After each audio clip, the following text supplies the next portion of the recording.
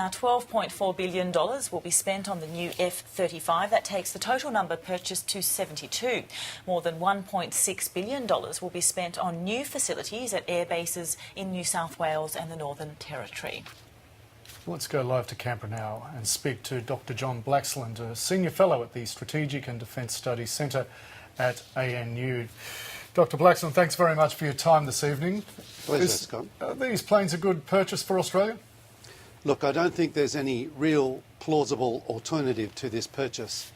The F-35, it presents a number of capabilities that fit in incredibly well with the investments that Australia has made now over decades in terms of compatibility with the United States, in terms of architecture, communications architecture, surveillance architecture, in terms of airborne early warning and control aircraft, in terms of the network of systems, if you like, of which the F-35 is really best understood as being a node in a network.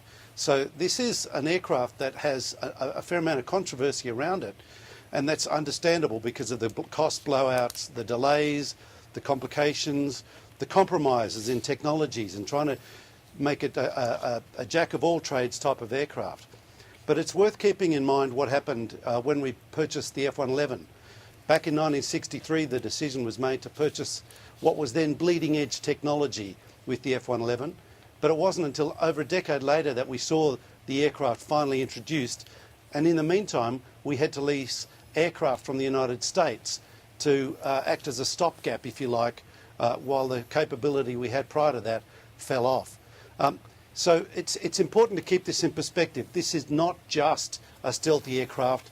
It is a networked stealthy aircraft that leverages off the investment over decades in terms of technologies, compatible systems, networks and capabilities that we already have. Dr. Blaxland, I'd like to just pick up on that controversy you did mention. Just a couple of weeks ago, the US Air Force Lieutenant Chris Brogdon said that the JSF, the Joint Strike Fighter, was not good enough yet in terms of reliability and maintainability, given that the US spends at least double their GDP on defence and looks at this, has about 36% of the world's share of defence spending. Would his comments not be applicable in this case? No, look, they're quite reasonable, and there's still concern, and I think the Minister's position on this kind of captures that concern. I think, if we had our druthers, we'd be looking at the F-22 Raptor, which is the out-of-production twin-engine stealth aircraft used by the US Air Force, but it wasn't ever on offer to Australia. It's out of production. So it's simply out of the equation. And the alternatives, what, a Russian aircraft? Well, come on, let's be serious. That's not compatible with our investment, a whole suite of different architectures that we already have, that we have in the pipeline, that wouldn't work with. So what is the realistic alternative? Well, there isn't one. And if you look at the region, who else is that we would look at comparable? What are they doing? What are the Japanese doing? They're looking at getting the F-35. The Koreans, same thing. Even Singapore, looking at the same thing. So if we're talking about having the latest and greatest technology that is realistically available to Australia, I don't really see that there's an alternative.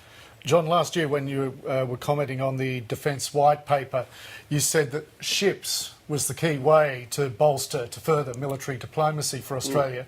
Absolutely.